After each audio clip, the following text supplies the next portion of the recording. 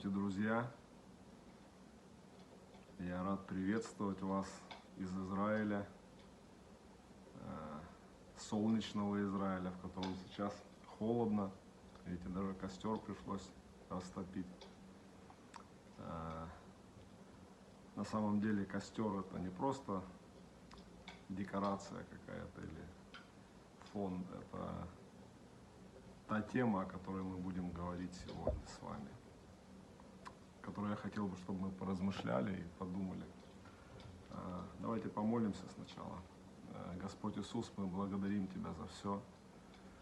Благодарим Тебя за кровь Твою святую, которой Ты омыл нас, за спасение, за свободу, Господь. Спасибо Тебе.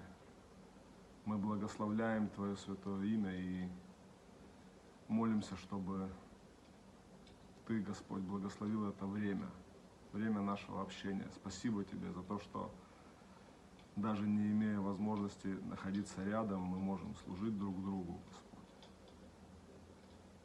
Слава Тебе, драгоценный наш Господь. Аминь. Аминь, друзья. Итак, сегодня я хотел бы поделиться откровением о костре, о огне.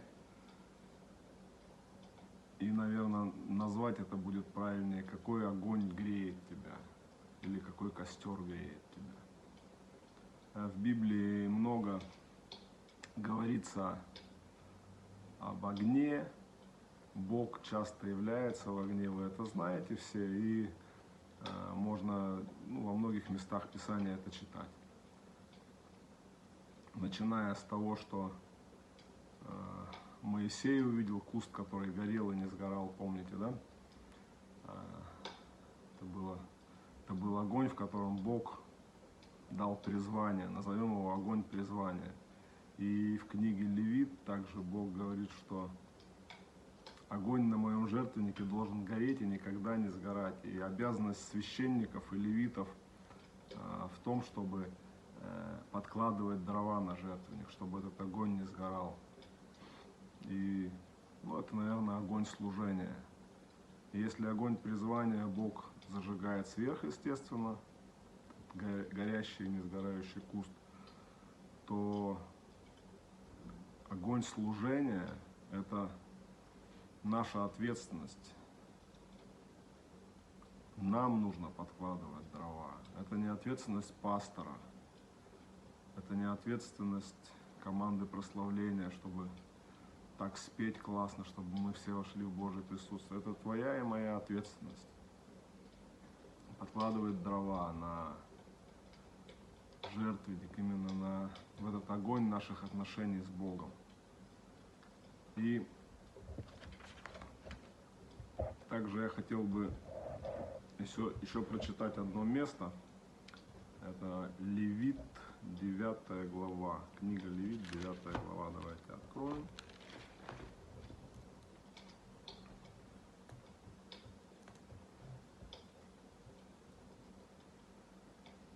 Знаете, огонь, он бывает разный, да?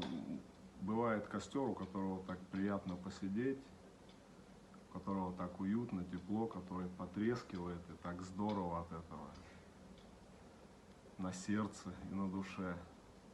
А бывает пожар, который сжигает все, что не хотелось бы, чтобы сгорело. Это другого вида огонь, который не хотелось бы, чтобы никогда загорался. И в книге Левит мы видим такую историю, 9 глава, с 23 стиха, если прочитать.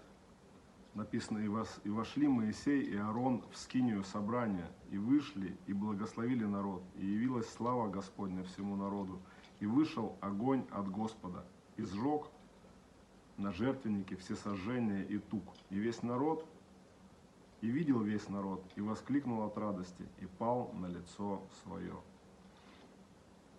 И если продолжать читать дальше, написано: «Надав и Авиуд, сыны Аароновы, взяли каждый свою кадильницу и положили в них огня, и вложили в него курение, и принесли пред Господа огонь чуждый, которого он не велел им. И вышел огонь от Господа, и сжег их, и умерли они перед лицом Господним». И в том и в другом случае вошли люди с огнем, принесли огонь перед Богом, и в том и другом случае от Господа вышел огонь тоже. В одном случае этот огонь принял жертву, и люди увидели, что Бог благоволит к ним, а в другом случае огонь взял и сжег тех, кто пришел. Почему? Потому что они принесли то, что не нужно было, то, что Бог им не говорил, они сделали как-то по-своему. Они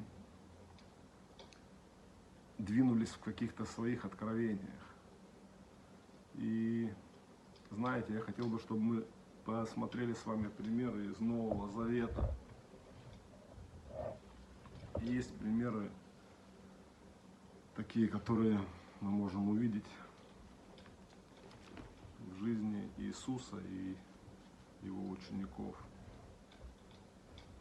22 глава Луки, с 54 по 60 стих мы прочитаем с вами. Взяв его, повели и привели в дом первосвященника. Петр же следовал издали. Когда они развели огонь среди двора и сели вместе, сел и Петр между ними. Одна служанка, увидев его сидящего у огня и всмотревшись в него, сказала: «И этот был с ним». Но он отрекся от него, сказав женщине: «Я не знаю его». Вскоре потом другой, увидев его, сказал: «И ты из них». Но Петр сказал этому человеку: «Нет». Прошло час времени, еще некто настоятельно говорил: «Точно, и этот был с ним, ибо он галилеянин». Но Петр сказал тому человеку: «Не знаю, что ты говоришь». И тотчас, когда еще говорил он, запел петух. Это тот самый момент, когда Петр отрекся от Христа. Бог обратил мое внимание, где это произошло. Петр сидел и грелся у костра, но это был не тот костер, это был костер, который разожгли мирские люди. Это был тот костер, который разожгли те люди, которые хотели распять Иисуса, которые хотели казнить его. И Петр сидел и грелся возле этого костра. Знаете, когда нас греют какие-то мирские ценности, мирские мысли, то это приводит вот к таким вещам, это приводит к отречению. То, что было важно для тебя еще вчера, может быть, потому что, помните, Петр говорил: «Я никогда не отрекусь от тебя, даже если все оставят тебя, я пойду за тобой». Но почему-то возле этого мирского костра он так просто сделал это. И у мирского костра приходят сомнения, у мирского костра приходят страхи, приходят разочарования. Когда ты слушаешь новости сегодня, читаешь, может быть, в интернете или смотришь по телевизору, то кажется, что все, мы сейчас все умрем, мы умрем от коронавируса, или мы умрем от прививок, или мы умрем от тестов, которые нужно бесконечно делать, или что-то еще случится, или у нас не получится. И это разрушает, друзья. Это тот костер, который разрушает твое призвание, твою судьбу, который разрушает твою жизнь. Но есть другой костер. Есть другой костер. И если мы откроем Евангелие от Иоанна, 21 главу,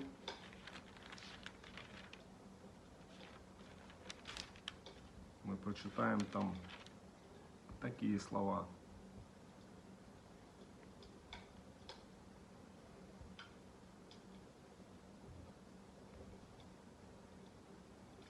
Ну, если с 1 стиха читать. «После того опять явился Иисус ученикам своим при море Тивериадском. Явился же так. Были вместе Симон, Петр и Фома, называемый Близнец, и Нафанаил из Канны Галилейской, и сыновья Зеведеевы, и двое других из учеников его. Симон Петр говорит им: иду ловить рыбу. Говорят ему: идем и мы с тобою.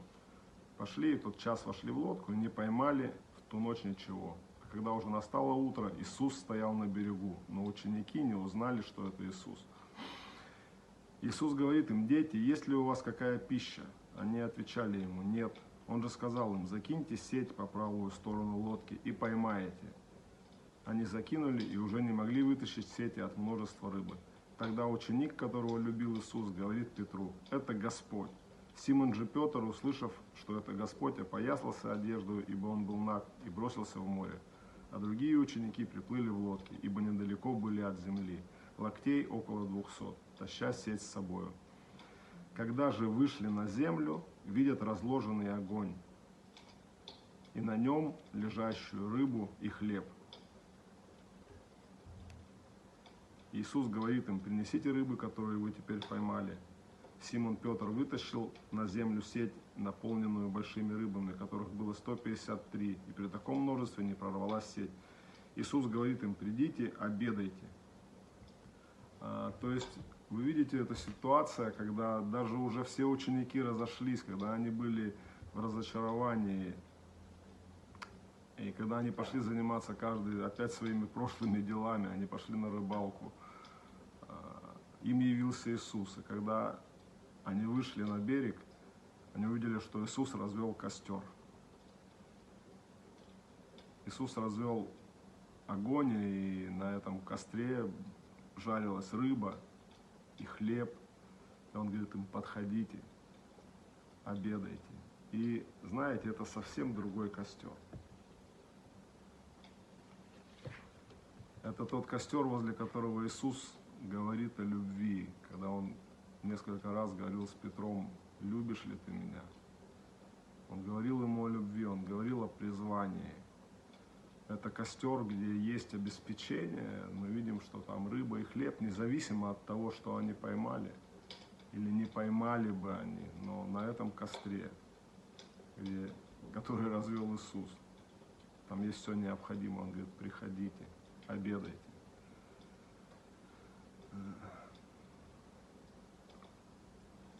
Даже если когда-то ты был в таком состоянии, как Петр, который был у того и у другого костра, даже если когда-то ты отрекался, даже когда-то твои руки опускались, ты был в разочаровании и в сомнениях, Иисус зовет тебя к своему костру и говорит: приходи, обедай, у меня все есть для тебя, у меня есть для тебя принятие, есть любовь в моем сердце. Вот возле этого костра, друзья, по-настоящему уютно, возле этого костра тепло. И риторический вопрос такой, который ты можешь задать сам себе: а какой костер сегодня меня греет? Какие ценности греют меня сегодня? Что для меня сегодня важно? Готов ли я отречься от Христа, от своих ценностей и убеждений из-за того, чтобы греться возле мирских вещей? Или мне важнее тот костер, возле которого Иисус зовет и говорит: приходи, будем обедать. У меня есть рыба, у меня есть хлеб, есть призвание, и есть вечная жизнь для тебя. Друзья, будьте благословенны. Очень рад послужить вам. Приезжайте в гости. Увидимся. Пока-пока.